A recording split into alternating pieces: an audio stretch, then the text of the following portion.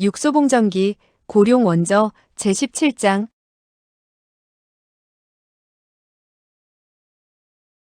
17. 붉은 신발의 여도인. 저녁빛은 더욱 짙어갔다.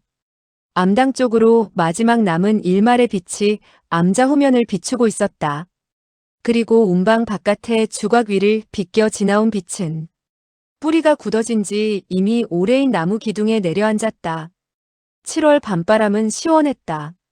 그 바람은 먼 산을 둘러서 그곳에 나뭇잎 향기를 묻혀왔다. 이 바람은 사람의 마음을 산란하게 했다. 그것은 일종의 횡포였다. 강경화는 아주 천천히 걸어갔고 육소봉 또한 천천히 걸었다. 강경화는 말을 하지 않았다. 육소봉도 입을 열지 않았다. 그는 이미 자신이 환영받지 못하는 손님이라는 것을 알아차린 듯 했다. 환영받지 못할 손님은 입을 다물고 있는 것이 상책이었다. 정원은 적적했고 사람은 그림자조차 보이지 않았다. 이곳은 본시적막한 지방이었다.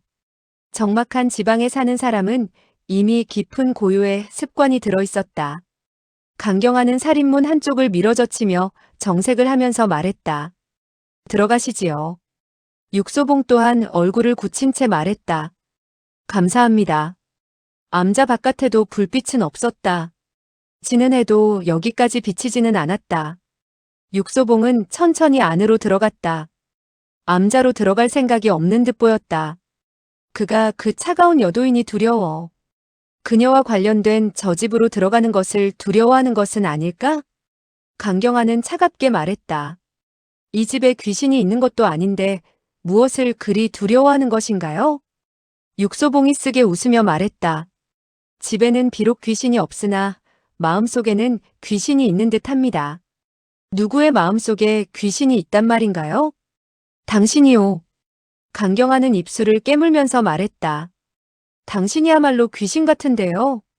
이 한순간의 차가운 여도인은 갑자기 돌변하여 완전히 다른 사람이 되어버린 듯 했다. 그녀는 갑자기 힘껏 육소봉을 밀어서 구석에 있던 긴 의자 위까지 몰아붙이곤 그의 어깨를 누르며 그의 귓볼을 깨물었다. 육소봉은 도리어 웃었다. 바로 한 마리의 아모랑이를 닮은 것 같군요. 지금 당신은... 강경화는 눈을 부라리며 말했다. 내가 무엇을 닮았다고? 죽으려는 아모랑이. 강경화는 그의 말이 끝나기를 기다리지 않고 또다시 그의 귓볼을 깨물었다. 육소봉은 아파서 소리를 지르며 쓴웃음을 지었다. 당신들을 보자니 모두가 한 사부의 가르침에서 나온 것 같소. 모두가 귓불 깨물기를 좋아하니. 강경화는 또다시 눈을 부라렸다. 당신들? 당신들이란 도대체 누구를 말하는 것이오? 육소봉은 입을 다물었다. 문득 자기가 실수를 했다는 것을 알아차린 것이다. 그러나 강경화는 늦추려 하지 않고 차갑게 웃으며 말했다. 당신은 항상 남에게 귓불을 깨물리는가 보군요. 다른 사람 또한 강아지가 아닌데 어떻게 항상 내 귓불을 물 수가 있다는 말이오? 강경화는 더욱 크게 눈을 뜨고 말했다. 다른 사람이 강아지가 아니라면 나만 강아지란 말인가요?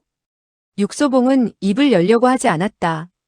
강경화는 증오에 찬 눈길로 그를 바라보면서 말했다. 사실대로 내게 말해보세요. 얼마나 많은 사람들이 당신의 귓불을 깨물었나요? 당신 단 한 사람뿐이요. 솔직히 말해보세요. 다른 사람은 없었어요? 다른 사람? 누가 이렇게 커다란 담력을 가지고 내 귓볼을 깨물겠소? 설빙은요? 그녀 또한 그렇게 커다란 담력을 가지지 않았나요? 그녀와는 여러 번 만났지만 번번이 나를 거들떠보지도 않았고 나도 공손했기 때문에 그녀를 깨물지 않았어요. 강경화는 입을 삐죽이며 말했다. 지금 당신이 하는 지나친 말은 그녀 앞에서 해야 할 것이요. 그녀가 대꾸도 하지 않을까 두렵겠지요. 육소봉은 웃으며 말했다. 내가 무엇 때문에 마음대로 하지 못한다는 말인가요? 내가 그녀를 두려워한다는 말이요? 강경화는 갑자기 웃었다. 웃는 모습이 어딘가 여우를 닮은 것 같았다. 이때 문 밖에서 한 사람이 차갑게 말했다. 좋아요. 내가 여기 있으니 마음대로 해보세요. 육소봉은 가슴이 철렁했다. 그는 밖을 내다볼 필요도 없이 설빙이 이미 와 있음을 알았다. 아모랑이 한 마리를 또 만났으니 엉망이 되어버린 것이다. 아모랑이 한 마리를 만나서도 이미 이를 그르친 판에 동시에 두 마리의 아모랑이와 맞닥뜨리게 된 것이다. 육소봉은 갑자기 머리가 평상시에 3배쯤 늘어난 듯이 느껴졌다. 머리가 한 말 정도는 되는 듯 했다. 강경하는 키득키득 웃고선 등불에 불을 붙였다. 등불빛이 설빙의 얼굴 위를 비쳤고 설빙의 얼굴 또한 홍당무처럼 붉었다. 먼저 공격하면 이길 수 있고 나중에 공격을 하면 질 것이다. 이 말을 육소봉은 잘 이해하고 있었다. 그는 갑자기 자리에서 일어나더니 설빙을 향해 눈을 치뜨고는 냉랭하게 말했다. 내가 당신을 찾고 있었는데 당신이 먼저 이렇게 나를 보러 오리라고는 생각지도 못했어요. 곱지 않은 시선으로 그를 바라보면서 설빙이 중얼거렸다. 네, 내가 무엇 때문에 당신을 보러 올 수 없다는 것인가요? 육소봉이 말했다. 당신이 어떻게 이 안으로 들어올 수가 있었나요? 강경하는 말을 가로채면서 말했다.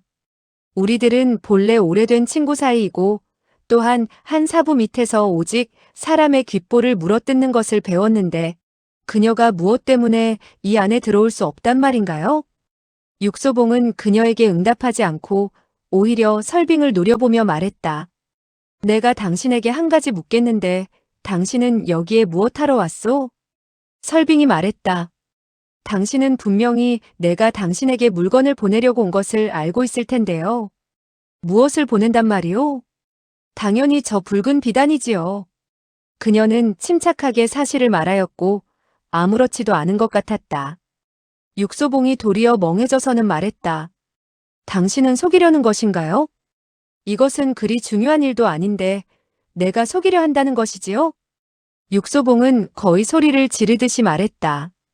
당신은 다른 사람을 도와 나를 속이려 했는데 그것이 잘한 것인가요?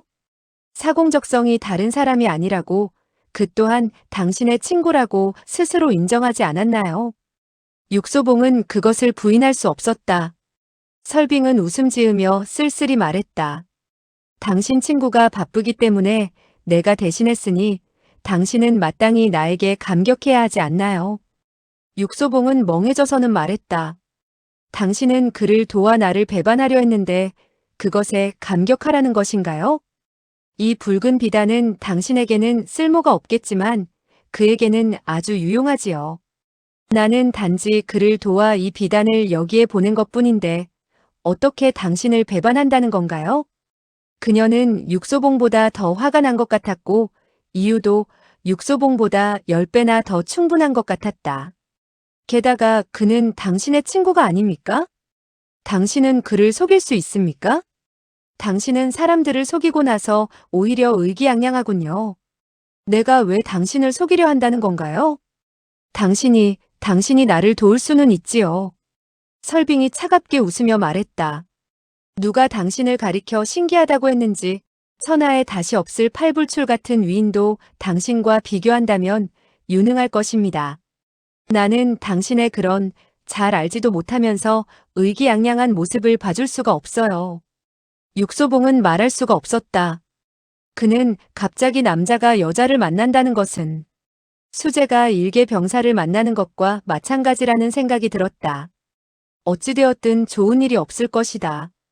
여인의 심리란 근본적으로 10이라는 두 글자가 없는 것과 같아서 무엇을 하든지 단지 그녀가 기쁘고 기쁘지 않은 것만 중요할 뿐이니 만약 그녀에게 도리로서 말하고자 한다면 그녀의 이유는 영원히 항상 10배는 더 충분하게 될 것이다. 설빙은 정색을 하고 말했다. 당신이 뒤에서 나를 욕해도 나는 당신에게 뭐라 그러지 않을 것입니다. 그런데 당신은 반대로 나를 찾으려고 하는군요. 강경화가 차갑게 웃으면서 말했다. 물은 남을 먼저 제압하고자 하여 천하의 남자들은 모두 가면 하나를 더 가지고 있는 것과 같지요. 설빙이 말했다. 지금 당신은 더 할 말이 있습니까? 육소봉은 쓴웃음을 지으며 말했다. 단지 한마디만 하겠소. 해보세요. 이 비단을 누구에게 주려는 건가요? 여동빈에게 줄 것입니다. 육소봉은 또다시 놀랄 수밖에 없었다. 여동빈은 어떤 사람이요? 여동빈을 모른다는 말이에요? 당신은 어떻게 30살까지 살아왔지요? 강경화가 말했다. 여동빈은 바로 여순양이고 낭낭하게 동정호를 날아서 지나간다는 순양진인이요. 그래도 당신은 모르겠나요? 육소봉이 쓴웃음을 지었다. 내가 아는 것은 단지 여동빈이 필요로 하는 것은 백모란이지 수가 놓여진 흑모란이 아니라는 것이요. 설빙이 그 뜻을 이해하고는 말했다. 소동파 즉 소식의 3가지 흰 음식인 쌀밥, 무나물, 소금에 백장미, 백모란, 백년화꽃 3가지를 비유한 걸 두고 말하고 있다. 순양진인의 상 앞에 놓일 것은 무나물이라는 제삿밥이지. 흑모란이 아니지 않느냐라는 의미다. 사공적성 또한 나에게 저 단자상자를 누구에게 주라고 한 것은 아니오. 단지 나는 그것을 여동빈의 신상 아래쪽에 가져다 놓을 것입니다. 그 신상이 저 안에 있나요? 뒤편에 있는 소신전에 있어요. 당신은 여기에 온 지 얼마나 되었나요? 그렇게 오래된 것은 아니지만 당신이 나를 욕하는 것은 들었지요. 암당의 뒤에 있는 대나무 숲에는 작은 신전 하나가 있었다. 그 신전의 안에는 늘 밝게 켜진 등불이 있었다. 등불이 똑바로 길게 비추는 순양진인의 상은 얼굴 가득히 미소를 짓고 있었다. 그는 비록 정전의 바로 앞에 있는 혈육과 향화의 공물을 받을 수는 없었지만 이미 충분히 만족하고 있는 것 같았다. 여동빈은 총명한 신선이었고 총명한 신선은 총명한 사람과 매한가지여서 만족하는 것과 즐거움을 알고 있었다. 육소봉은 설빙의 말이 끝나기를 기다리지 않고 나와서 그 안을 들여다보니 신상의 아래에는 과연 술을 놓은 흑모란의 붉은 비단이 있었다. 그가 비단을 들어올리자 강경화와 설빙도 그곳으로 왔다. 육소봉은 손에 있는 비단을 보고는 심각하게 중얼거렸다. 비단이 아직 여기에 있으리라고는 생각지 못했어요. 강경화는 말했다.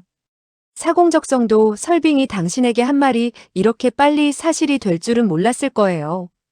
아직 와서 가져가지 않았는데 당신이 먼저 왔군요. 육소봉은 갑자기 머리를 들고는 그녀의 눈을 쏘아보며 말했다.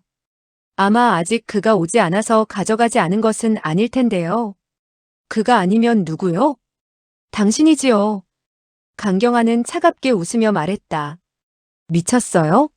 내가 저 귀신에게 보이는 붉은 비단을 가져가서 뭐 한다는 거죠? 그래서 당신에게 묻고 있는 것이지요. 강경화는 얼굴색이 바뀌었다.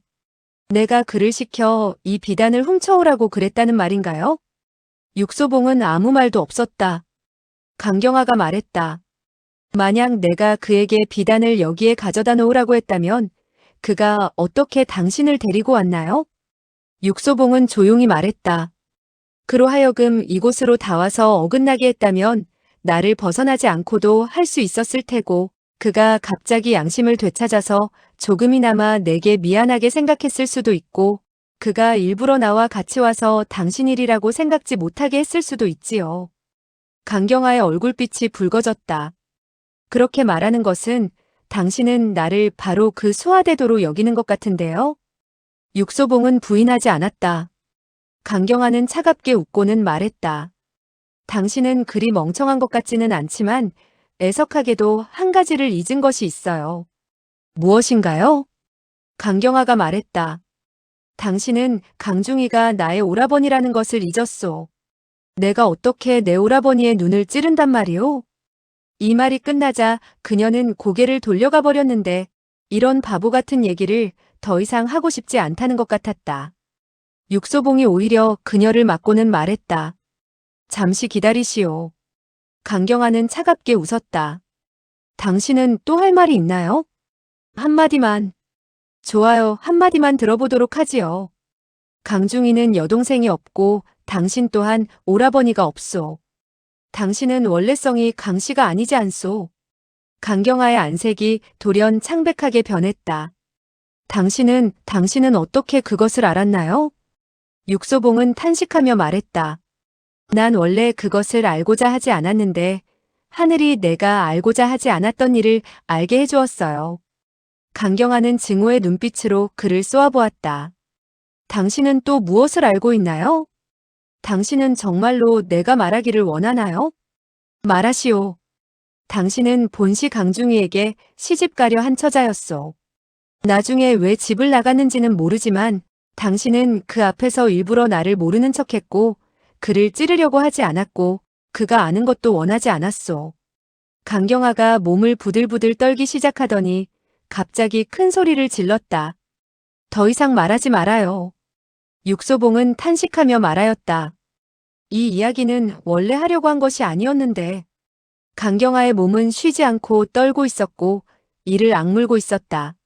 맞아요. 나는 강중이와 어려서 약혼한 사이였어요. 그러나 우리들이 자라서 서로를 만나보고 나서는 같이 지낼 수 없다는 것을 알게 되었지요. 그래서 당신은 집을 나갔나요? 강경아가 고개를 끄덕이며 침울하게 말했다. 집을 나가는 것 외에 내가 도망칠 수 있는 다른 방법이 어디 있나요? 그녀의 눈 주위가 붉어졌다. 곧 눈물이 떨어질 것 같았다. 그녀는 이렇게 어린 소녀였고 어린아이가 집을 나가서는 말 못할 힘든 일이 있었음은 당연한 것이다. 설빙도 울려고 하는 것 같았다. 입술을 깨물며 육소봉을 흘겨보고는 말했다. 당신은 그녀에게 더 이상 말을 시키려 하지 말아요. 강경아가 갑자기 큰 소리로 말했다. 괜찮아요. 말하겠어요. 그녀는 조용히 눈물을 닦고는 가슴을 펴고 말을 시작했다. 내가 집을 나가기는 했지만 나이가 어려서 이런 고통을 참기가 힘들었어요. 그래서 나는 세상에 나가서 경험을 하기로 했지요. 많은 남자들을 알게 되었고 당신도 알게 된 것이지요. 육소봉은 가볍게 한숨을 쉬었다. 한 사람이 집을 나가서 그녀는 죽음을 기다리는 것이 아니라 자기의 생활을 꾸려 나갔다는 것이다. 강경아가 말했다. 당신은 내가 강중이가 아는 것을 원하지 않았다고 여기는데 그건 당신이 틀렸어요. 당신은 내가 그에게 시집가길 원하지 않아 그의 눈을 공격했다고 여기고 있는데 그것도 당신이 틀렸어요. 그녀는 갑자기 말을 멈추더니 놀라서 창 밖을 보고 있었다. 강중이가 문 밖의 어둠 속에서 더듬거리며 걸어오고 있었다. 창백한 얼굴로 조용히 말을 꺼냈다. 그녀가 나에게 시집 오기를 원하지 않은 것이 아니고 내가 그녀를 데려올 수 없었던 것이요. 설빙이 참지 못하고 물었다. 왜죠? 왜냐하면 나는. 강경아가 소리를 질렀다. 당신은 말할 필요가 없어요. 누구도 당신에게 억지로 말을 시킬 수가 없어요. 강중이는 웃음을 터뜨렸는데 그 웃음이 아주 처량했다. 괜찮아요. 나도 말을 하겠어요. 그의 얼굴에는 고통이 가득 차 있었다. 나는 그녀를 데려올 수가 없어요. 왜냐하면 나는 일찍부터 폐인이기 때문이에요. 나는 다른 사람의 남편 노릇을 할 수도 없고 아버지가 될 수도 없어요. 설빙은 모든 것이 명백해졌고 왜 이런 일을 알게 되었는지 후회스러웠다. 다른 사람의 불행은 자기의 고통이 될 수가 없지 않는가? 강중이가 또 말했다. 경아가 밖에서 했던 일들을 나는 모두 알고 있어요. 그녀가 무슨 일을 했든지 나는 그녀가 이상하지 않아요. 게다가 나는 그녀가 표면적으로는 구속을 싫어하는 것 같지만 사실은 마음대로 하는 사람이 아니라는 것도 알고 있어요. 강경아는 고개를 숙이고 눈물을 떨구었다. 한 젊은 여인이 청춘의 고민을 참기 힘들어하는 것 같았다. 그녀가 무슨 일을 했든지 모두 용서될 수 있을 것 같았다. 그러나 그녀 자신이 스스로를 용서하지 못하는 것 같았다. 강중이가 말했다. 당신들이 뭐라고 해도 상관없지만 나는 그녀가 절대로 내 눈을 멀게 한 그 사람이 아니라는 걸 확신할 수 있어요. 육소봉이 돌연 물었다. 당신은 정말로 확신할 수 있나요? 당신은 정말로 그 사람이 그녀가 아닌 것을 보았나요? 그의 마음에는 동정과 비통이 가득 차 있었지만 이 일과의 관계가 큰 것이어서 거북함에도 불구하고 자세하게 물어볼 수밖에 없었다. 강중이은 생각도 하지 않고 곧바로 말했다. 당연히 보았지요. 당신은 그 사람이 그녀가 아니라는 걸 어떤 것으로 구별할 수가 있었나요? 나는 당연히 알아볼 수가 있지요. 나는 그녀가 어린아이였을 때부터 알고 있었다는 걸 잊지 마세요. 그러나 당신들은 오랫동안 만나보지 못했었잖아요. 그렇지 않나요? 강중이가 얼굴을 굳히고는 냉정하게 말했다. 그 말은 무슨 뜻인가요? 당신은 내가 그녀의 거짓말을 돕고 있다고 생각하고 있는 건가요? 육소봉은 한숨을 쉬었다. 그는 정말 더 이상 물어볼 수가 없었다. 강경화가 차갑게 말했다. 우리가 양심에 거리낄 것이 없으면 그가 어떻게 생각하고 있든지 아무 상관이 없잖아요. 강중이가 고개를 끄덕였고 강경화는 그의 어깨를 부축하며 말했다. 우리가요. 육소봉은 고개를 떨구고 그들이 가게 내버려 두었다. 등불이 어두워졌고 땅은 청석판으로 포장되어 있었다. 강경화의 발에 신겨져 있는 파란 천의 신발과 그녀의 자색 웃옷은 조화를 이루지 못했다. 그녀는 원래 옷 입는 것에 아주 신경을 쓰는 사람이었다. 육소봉이 갑자기 말했다. 기다려봐요. 강경화는 거들떠보려 하지도 않았지만 그의 눈이 그녀의 발에 머물고 있는 것을 발견하고는 냉소를 지으며 말했다. 당신 말이 아직 끝나지 않았나요? 육소봉이 말했다. 이상한 것이 하나 있어서요. 뭐가 이상한가요? 육소봉의 눈은 아직도 그녀의 발에 있었고 조용히 말했다. 당신의 파란 신발 안에 어째서 붉은색이 삐어져 나와 보이나요? 강경화의 얼굴색이 변하였고 자기도 모르게 발을 감추려 하였다. 당신의 웃옷이 길지 않아 발을 감출 수가 없군요. 당신은 왜 파란 신발 안에 붉은 신발을 신고 있는 건가요? 붉은 신발. 강중희의 얼굴색이 변했다. 강경화는 갑자기 차가운 미소를 지으며 말했다. 당신은 정말 날카로운 눈매를 가졌군요. 그녀는 공격을 하였다. 난초 같은 가늘고 고운 두 손가락으로 육소봉의 눈을 파려 하였다. 그녀의 공격은 빠르고 정확하였다. 육소봉이 탄식하며 말했다. 당신이 귓불을 깨물 수는 있었지만 나의 눈동자를 파낼 수는 없을 거요. 그는 또박또박 끊어서 말했고 강경화는 11번이 넘게 공격을 하였다. 얼마나 빠른 공격인가. 강경화는 원래 강호에서 이름난 4명 중에 1명이다. 그녀들은 사대미인이라고 하는데 4마리의 늙은 아모랑이 같았다. 그녀들의 공격에 상처를 입은 사람이 강호에서만도 얼마인지 알 수가 없다. 여인들이 공격을 할 때에는 대부분이 남자들보다 빠르고 무섭다. 왜냐하면 그녀들의 능력은 남자들보다 떨어지기 때문에 죽어라 하고 공격하지 않을 수 없다. 그래서 여자들이 공격을 할 때에는 남자들의 목숨을 앗을 수가 있는 것이다. 그러나 육소봉은 다른 남자들과 다른 사람이었다. 그는 강경화보다 더 빨랐다. 강경화가 공격을 하였을 때 그는 손을 들지 않고도 가볍게 피할 수 있었다. 그는 공격을 하려고 하지 않는 것 같았다. 만일 그가 공격을 했었다면 강경화는 도망가지 못했을지도 모른다. 강경화는 이를 악물더니 갑자기 소리쳤다. 암기를 받아라. 육소봉은 곧바로 뒤로 7~8척 물러났다. 강경화는 암기를 사용하지 않고 오히려 공중제비를 하여 도망가 버렸다. 이때 육소봉은 공격을 하여 번개같이 그녀의 신발을 움켜쥐었다. 그러나 그녀의 신발만을 쥐었을 뿐 그녀를 잡지는 못했다. 그녀의 파란 신발 안에는 정말로 붉은 신발이 있었다. 수가 놓여진 붉은 신발. 그녀는 어둠 속으로 사라져갔고 잠깐 사이에 보이지 않게 되었다. 육소봉은 뒤쫓지 않았다. 설빙도 쫓지 않았다. 그녀는 멍하니 서 있었다.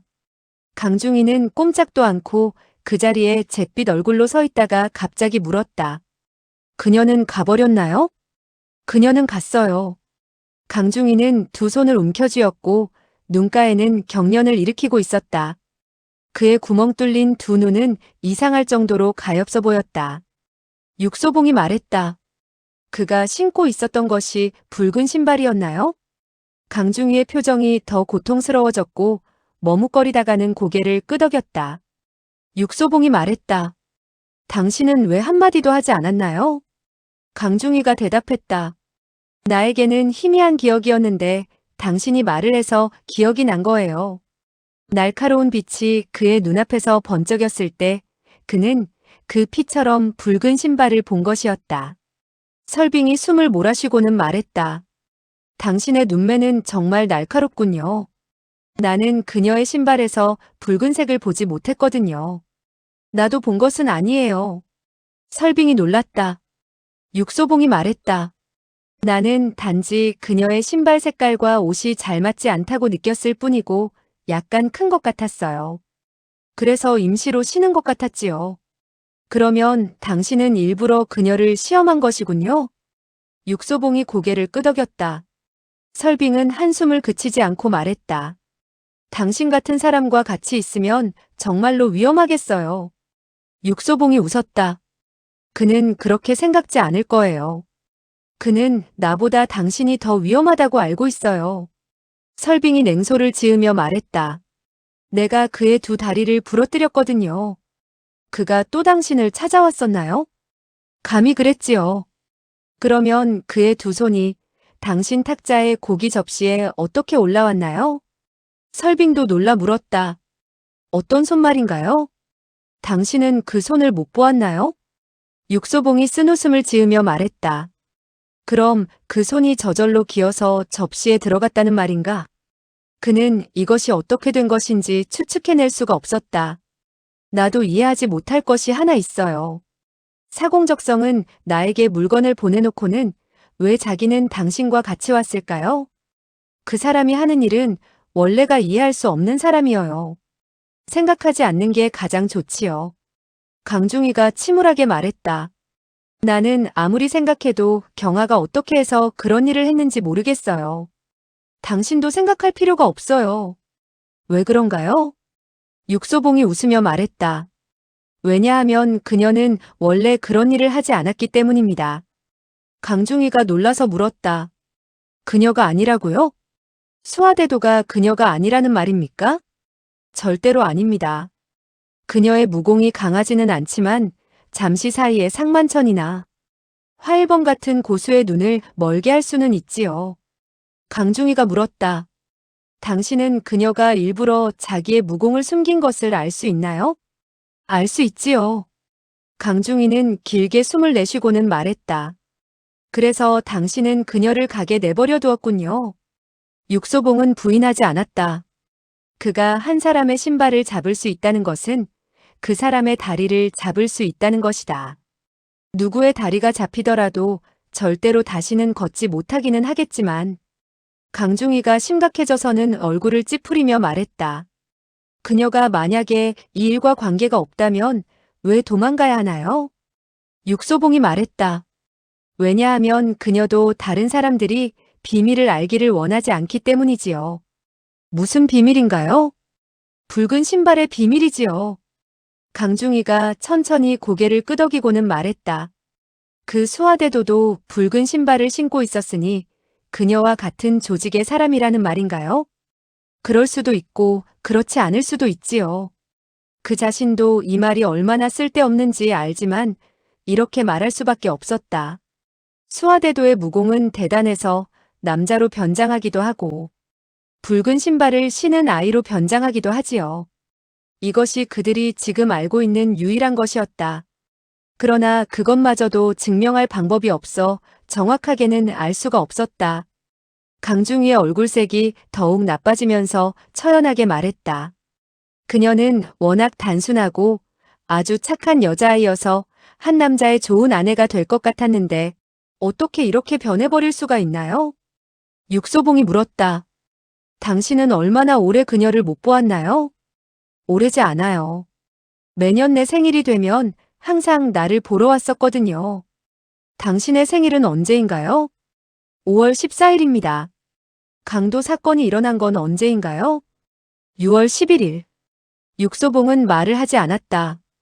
강중이는 무언가를 말하려다가 참고는 긴 한숨만을 내쉬더니 고개를 숙이고 더듬거리며 걸어나갔다. 설빙이 그의 고독한 뒷모습이 어둠 속에서 사라지는 것을 보고는 탄식을 하며 말했다. 그가 마음속으로 얼마나 참기 힘들까요? 육소봉이 고개를 끄덕였다. 강경하가 5월 14일에 그를 보러 가고 나서 한 달도 되지 않아 왕부에서 강도 사건이 일어났군요. 아마 우연히 일치하는 것일 거예요.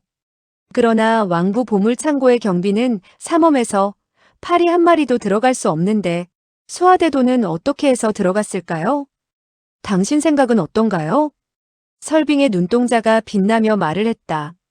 내가 생각하기에 아마 어떤 사람이 먼저 왕부에 들어가 그녀를 대신해서 창고 열쇠의 모형을 떠준 것 같아요. 당신이 말하는 어떤 사람이 강경하로군요. 설빙은 부인하지 않고 탄식하며 말했다. 그녀는 강중위에게 접근할 수 있고 강중위의 몸에는 그 보물창고의 열쇠가 있지요. 당신은 그녀가 열쇠를 훔쳐서는 모형을 떠서 같은 모양을 만들어 수하대도에게 건네주었다고 말하는 것이군요. 맞아요. 그 수하대도는 그 열쇠를 가지고 창고의 문을 열었고 그래서 들어갈 수 있었군요. 나는 그렇게 생각합니다. 그 생각이 그리 이상할 것은 없지만 당신은 두 가지 일을 잊었어요. 어떤 일인가요? 그 보물창고 문 앞에는 밤낮으로 지키는 사람이 있지요. 건장한 사람이 있는데 어떻게 그 지키는 사람들 앞에서 문을 열고 들어가나요? 그가 은둔법이라도 한다는 말인가요? 설빙은 아무 말도 하지 않았다. 게다가 그날 강중이가 들어갔을 때 창고의 문은 밖에서 잠겨 있었는데 수하대도는 문을 열고 들어간 후 어떻게 다시 문을 잠글 수 있었을까요? 설빙의 얼굴이 붉어졌다. 내가 생각한 것이 맞지 않는군요. 그녀가 어떻게 들어갔는지 당신이 말해봐요. 아주 특별한 방법이 있을 거라 생각해요. 아마 강경화는 아무 상관이 없을 거예요. 설빙이 차갑게 물었다. 당신도 그 특별한 방법을 모르는군요. 도대체 어떤 방법일까요? 그래서 나는 스스로 시험해 볼 것입니다. 무엇을 시험한다는 것이죠? 내가 들어갈 수 있는 방법이 있는지 없는지를 시험하는 것이지요. 설빙이 눈이 휘둥그레지더니 놀라며 그를 바라보며 물었다. 또 취했어요? 오늘은 한 방울의 술도 마시지 않았어요. 설빙이 말했다. 당신이 취하지 않았다면 미친 것이 틀림없군요. 제정신인 사람은 절대로 그런 일을 하려 하지 않지요. 뭐라고요? 당신은 왕부에 병사가 얼마가 있는지 아나요? 800명 이상 있지요. 당신은 각 병사들이 위력적인 제갈신노를 가지고 있는 것을 알고 있나요? 누구를 막론하고 발견되면 벌집으로 만들어버리지요. 알고 있어요. 당신은 이들 병사 말고도 왕부에는 얼마나 많은 고수들이 있는지도 알고 있나요? 고수들은 구름같이 많지요. 소왕 자신이 백운성주의 권법을 다 익혔다는 것도 알고 있나요? 왕부에서 가장 뛰어난 고수가 바로 그라는 얘기군요. 왕부가 금지된 곳이어서 누구를 막론하고 들어가면 죽여버리는 것도 알고 있나요? 알고 있어요. 그런데도 당신은 들어가겠다는 건가요? 그래요. 죽고 싶은가요? 그럴 생각은 없어요. 당신은 들어가서 살아서 나올 수 있을 거라 여기는데 무엇을 믿고 있나요? 의지하고 있는 것은 아무것도 없어요. 설빙이 입술을 깨물고는 말했다. 당신은 왜 그런 모험을 하려는 거죠? 강경화가 아무 죄가 없다는 것을 증명하기 위해서인가요? 나는 단지 그녀가 이 사건과 아무 관계가 없다고 알고 있을 뿐이에요. 그녀의 일에 당신은 왜 그리 관심을 가지는 거죠? 왜냐하면 나는 그녀를 좋아하기 때문이지요. 설빙은 원망스러운 듯 그를 노려보고는 갑자기 뛰어가며 큰 소리로 말했다. 좋아요. 죽으러 가세요. 바람은 더욱 가볍게 불어 적막한 저를 더욱 적막하게 했다. 육소봉은 나갔고 설빙도 따라 나왔다. 우리들은 지금 동남쪽으로 가고 있는 건가요? 우리들이라고? 또 우리들인가? 육소봉의 얼굴 표정이 입에 신귤이 든 사람 같았다. 설빙이 얼굴을 고치고는 차갑게 말했다. 당연히 우리들이지요. 당신은 나를 떼어놓고 혼자 가려고 했나요? 육소봉은 한참을 생각했다. 이런 여인이 같이 가겠다고 결심을 하면 떼어놓기가 쉽지 않다는 것을 알고 있었다. 당신은 나를 따라가서 무엇을 하겠다는 건가요? 나 대신 죽으려는 건가요? 그럴 생각은 없어요. 설빙은 또 입술을 깨물고는 말했다. 나는 단지 당신이 죽고 나서는 어떤 모습일까 보고 싶을 뿐이에요. 도로는 모두가 청석판으로 포장된 것이라 단풍잎이 붉은 비단보다 더 붉었고 저녁놀보다 더 찬란했다. 여기가 바로 오양성인가요? 네. 여기에는 먹을 것이 가장 유명하다고 하던데요. 먹어보았나요? 아니요, 그러나 들어보았어요. 여기에 어떤 음식이라도 아주 맛있다고 하던걸요. 들은 것을 말해보세요. 대삼원의 대군시, 문원의 백화계, 서원의 정우상소, 남원의 백장라편. 설빙은 서너 가지만을 말하고는 더 이상 말하지 못했다. 왜냐하면 그녀는 군침이 돌았기 때문이었다. 육소봉이 조용히 말했다. 그것들은 아무것도 아니에요. 가장 맛있는 것은 아마 들어보지도 못했을 겁니다. 설빙은 눈을 반짝이며 물었다. 지금 나를 데리고 먹으러 가려는 건가요? 당신이 말을 고분고분 잘 듣고 나를 따라오면 맛있는 것을 먹을 수 있다고 보장하지요.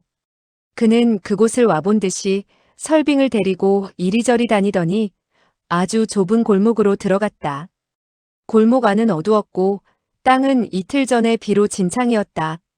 양쪽에는 각양각색의 가게가 있었고 문은 모두가 좁아 거의 사람이 들어갈 수 없을 것 같았다. 이런 곳에 맛있는 것이 있나? 설빙은 속으로 투덜거리고 있었지만 물어보지는 못하고 있었다. 여기에 오자 외국에 온 것처럼 다른 사람들의 말을 한마디도 알아들을 수가 없었다. 그녀는 육소봉이 정말로 그녀를 혼자 여기에 떼어놓을까봐 두려웠다. 이때 그녀는 형용할 수 없이 오묘한 냄새가 바람에 실려오는 것을 느꼈다. 그녀는 지금까지 이런 냄새를 맡아본 적이 없었다. 육소봉이 그녀를 속인 것 같지는 않았다. 이곳은 정말로 맛있는 것이 많은 것 같았다. 그녀는 참지 못하고 물었다. 이것은 어디에서 나는 냄새인가요? 육소봉이 여유 있게 말했다. 세상에서 가장 맛있는 것이지요. 당신이 한번 먹어보면 알 수 있을 거예요. 골목 끝에 작은 가게가 하나 있었는데 문 앞에 커다란 화로 위 큰 솥에서 끓이고 있는 것에서 나는 냄새였다. 안쪽은 더욱 더러워서 벽 탁자, 의자 모두가 연기에 그을려 거무스름했다. 간판의 글자들까지도 그을려 알아볼 수가 없었다. 그러나 이런 냄새가 실제로는 사람을 끄는 것이었다. 그들이 자리에 앉자 가게 안의 점원이 솥에서 두 그릇의 고깃국 같은 것을 떠서는 그들에게 주었다. 이곳은 다른 것은 파는 것 같지 않았다. 고깃국은 아직도 뜨거웠고 냄새뿐만 아니라 색깔도 보기가 좋았다. 육소봉은 국숟가락을 그녀에게 건네주며 말했다. 따뜻할 때 빨리 먹어요. 식으면 맛이 떨어져요. 설빙은 두어 모금 먹어보았는데 정말 맛이 좋았다. 무엇으로 만든 것이에요? 고기 외에도 많은 것들이 들어간 것 같은데요. 먹기에 어때요? 맛있어요. 맛있으면 많이 먹어요. 물어보지 말고요. 그는 한 그릇을 깨끗하게 비우고는 점원을 향해 이상한 손짓을 하였다. 그 점원은 이런 시골뜨기는 본체만체 하려는 듯 줄곧 곱지 않은 눈길이었다. 그러나 육소봉의 손짓을 보고는 그의 태도가 갑자기 변하여 웃으며 물었다. 날이 무슨 분부라도 있으십니까? 내가 알고 있는 사람이 좀 있지. 알고 있다니요? 사왕. 점원의 얼굴색이 변하였다. 당신은 그 어른을 아십니까? 내 성은 육이다. 너는 가서 그 어른께 알려라. 그 어른이 아실 것이다. 점원은 머뭇거리다가는 고개를 끄덕였다. 잠시 기다리세요. 설빙은 놀라서 그들을 바라보고 있다가 점원이 뒤쪽 살인문을 빠져나가고 나서야 물어보았다. 당신들이 소곤거린 건 뭐예요? 나는 그에게 나를 대신해서 사람을 찾아달라고 했어요. 이런 곳에서 사람을 찾아요? 누구를요? 사왕이지요. 사왕이요? 사왕은 또 어떤 사람인가요? 육소봉은 이 말에 대답은 하지 않고 오히려 물어보았다. 방금 지나온 거리에서 무엇을 보았소? 이곳은 거리가 아니에요. 더럽고 좁은 골목에 지나지 않지요. 이곳은 이 성에서 가장 유명한 거리요. 그래요? 당신은 이 거리에 어떤 것들이 있었는지 아나요? 엉망진창이고 더럽고 다 쓰러져가는 작은 가게가 있고 이상한 사람들이 있었어요. 당신은 그 사람들이 무엇을 하는지 알아볼 수 있었나요? 그들은 자세히 보진 않았어요. 자세히 보았어야 했어요. 왜 그렇지요? 왜냐하면 그 사람들 속에는 적어도 나라에서 쫓는 범죄자가 10명은 있었고 20명의 발빠른 좀도둑이 있었고 30명의 살인 청부업자가 있었어요. 그들의 미움을 산다면 당신이 이곳에서 무엇을 하려 해도 할 수가 없어요. 이제야 알겠어요. 이곳은 암흑가로군요. 사왕은 이곳의 왕이에요. 그 사람들의 우두머리지요. 그의 말 한마디면 사람들은 언제라도 당신을 대신해서 목숨을 바칠 거예요. 당신은 그 사람들에게 대신 싸워달라고 한 건 아니지요? 육소봉이 웃으며 말했다. 싸우는 거라면 나는 당신 같은 좋은 조력자가 있는데 다른 사람을 찾을 필요가 있나요? 그러면 당신은 그 사왕을 찾아서 무엇을 하려는 건가요? 나는 그에게 가서 나를 대신해서. 그의 말이 다 끝나지 않아서 점원이 급하게 돌아왔다. 육소봉을 대하는 태도가 더욱 친숙하고 더욱 공손해졌다. 당신은 그 어른과 절친한 사이셨군요. 미리 말씀하시지 그러셨어요? 그 어른이 나를 기억하시던가요? 기억하고 말고요.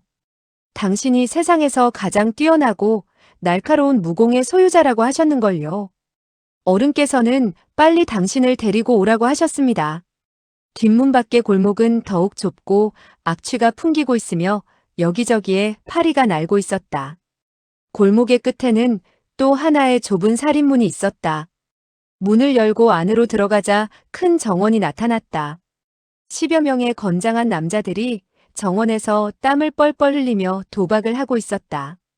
구석에는 수십 개의 바구니가 있었는데 어떤 것은 안에 독사가 들어있었고 어떤 바구니 안에는 들고양이와 들개가 갇혀 있었다.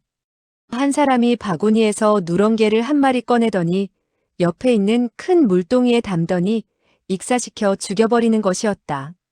설빙은 이것을 보고 거의 토할 뻔하였다. 육소봉은 아무렇지도 않은 듯 조용히 말했다.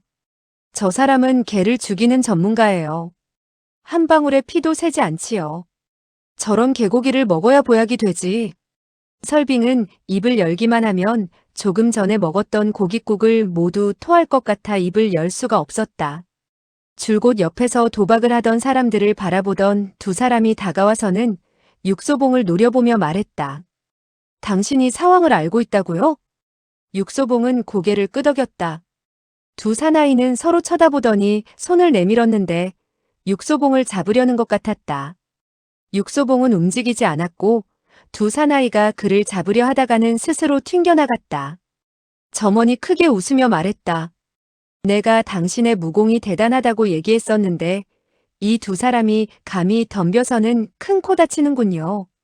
정원의 사나이들은 다들 고개를 돌려서는 놀라운 듯 육소봉을 바라보며 슬며시 길을 터주는 것이었다. 점원은 그들을 데리고 작은 잡화점으로 들어가서 아주 좁은 계단을 올라 작은 문 앞에 섰다. 문에는 검은 콩과 두고성에서 만든 발이 걸려 있었다. 사왕께서는 안에 계십니다. 들어가시지요.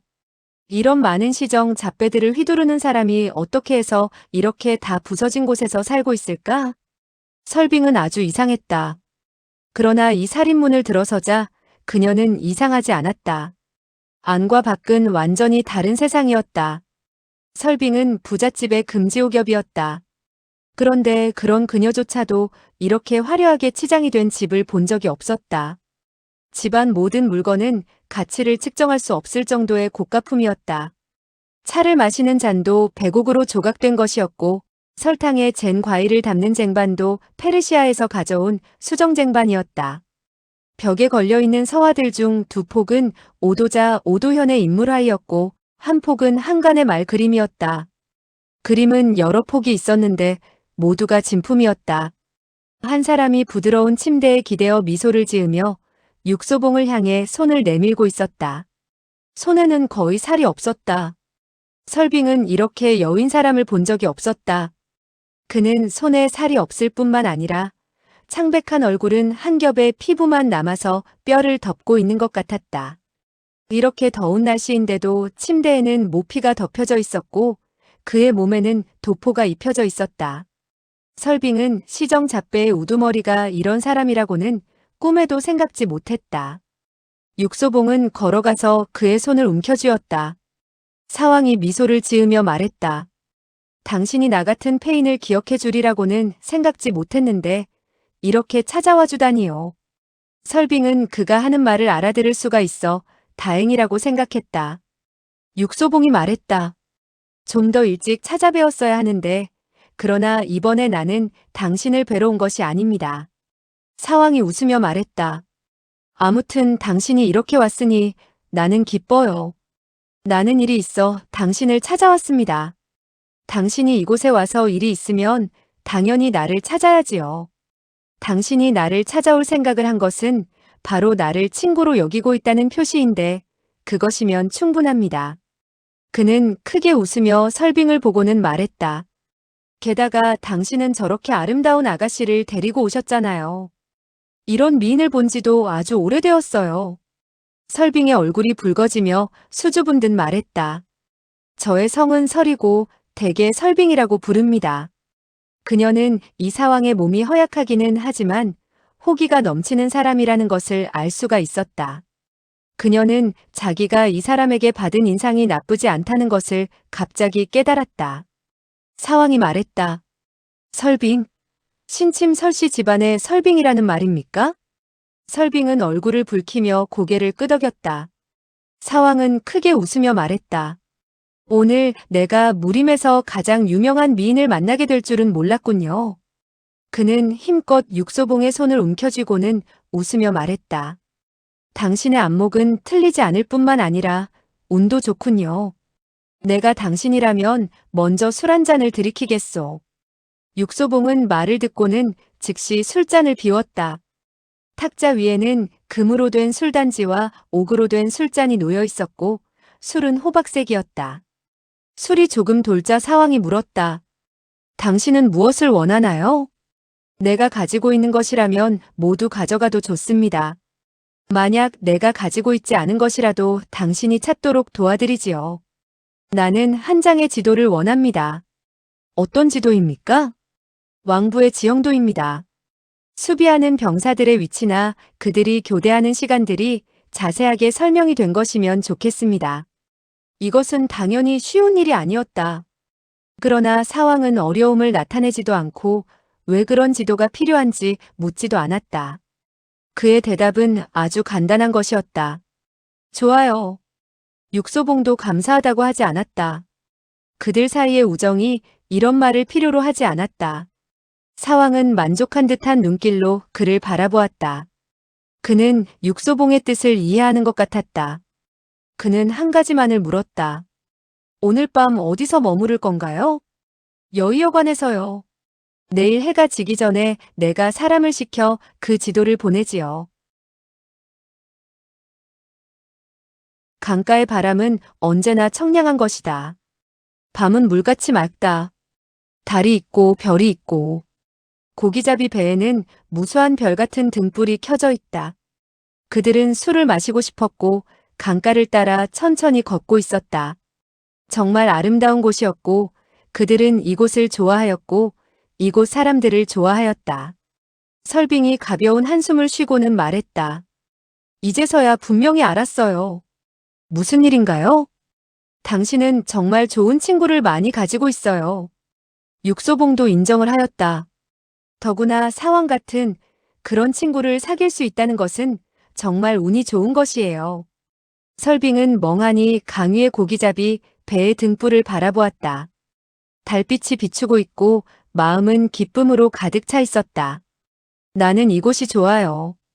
앞으로 여기에서 살고 싶어요. 이곳은 사람들이 좋을 뿐만 아니라 날씨도 좋고 게다가 맛있는 것도 많지요. 더구나 당신이 나를 데리고 가서 먹었던 고깃국을 나는 평생 못 잊을 거예요. 육소봉이 웃으며 말했다. 만약 당신이 그것이 무슨 고기로 만든 것인지 알게 된다면 더욱 잊지 못할 겁니다. 어떤 고기로 만든 것인가요? 뱀고기와 고양이 고기. 설빙은 아직도 토하고 있었다. 그녀는 5번이나 토했고 여관에 돌아오고 나서 또 그릇을 찾아 구석에 숨어서 토하고 있는데 위에까지 토해내는 것 같았다. 육소봉은 미소를 지으며 옆에서 보고 있었다. 설빙은 다 토하고 나서 고개를 돌려서는 원망스러운 듯 그를 바라보며 말했다. 당신은 다른 사람들이 힘들어하는 것을 보면서 좋아하는 나쁜 버릇이 있군요. 육소봉이 미소를 지으며 말했다. 나는 다른 사람이 힘들어하는 것을 보기 좋아하는 것이 아니고 당신이 힘들어하는 것만을 보기 좋아할 뿐이지요. 설빙은 펄쩍 뛰며 말했다. 내가 당신을 괴롭힌 것이 있나요? 당신은 왜 이렇게 나를 괴롭히나요? 육소봉이 한숨을 쉬고는 고개를 가로저으며 말했다. 정말 양심도 없는 사람이군요. 내가 데리고 가서는 그렇게 맛있는 것도 먹었는데 그녀는 내가 자기를 괴롭힌다고 말하다니. 그렇다면 나는 당신에게 감격해야 하겠군요. 그렇지요. 정말 당신에게 감격했어요. 깨물지 않으면 안 될 정도로 감격했어요. 그녀는 갑자기 기어와서 그의 몸에 쓰러져서는 그의 귓불을 깨물었다. 그리 세게 문 것은 아니었다. 바람은 가볍고 밤은 조용했다. 두 사람의 젊은 사람이 낯설고 아름다운 도시에 남아 있었다. 육소봉과 설빙 단둘이 말이다. 황혼이다. 또다시 황혼이다. 그들이 손을 잡고 밖에서 돌아왔을 때 탁자 위에는 아주 큰 편지가 놓여 있었다. 봉투에는 4글자만이 쓰여 있었다. 행불용명. 다행히 분부를 욕되게 하지 않았습니다. 청석판으로 포장된 거리에 별빛이 비쳐서 거울과 같았다. 설빙은 힘껏 육소봉의 손을 쥐고는 물었다. 당신은 갈 건가요? 육소봉은 고개를 끄덕였다. 설빙이 물었다. 나를 데리고 가지 않을 거죠? 육소봉은 또 고개를 끄덕였다. 설빙은 그녀의 눈에 있는 눈물을 육소봉에게 보이고 싶지 않아서 고개를 돌렸다. 우리들이 같이 간다면 살아나올 기회가 반으로 줄어들어요. 그러나 나 혼자 밖에서 당신을 기다리라는 건 너무나 힘든 일이에요. 당신은 사람들을 찾아가서 담소를 하고 술을 마시구려. 누구를 찾아가라는 건가요? 육소봉이 웃으며 말했다. 혀가 있어 말할 수 있는 사람, 입이 있어 술을 마실 수 있는 사람을 찾으면 되지. 설빙은 갑자기 고개를 돌리더니 원망스럽게 그를 바라보았다. 그리곤 그의 다리를 발로 차며 크게 외쳤다. 좋아요. 나는 다른 남자를 찾아가겠어요. 당신은 콱 죽어버려요. 흥.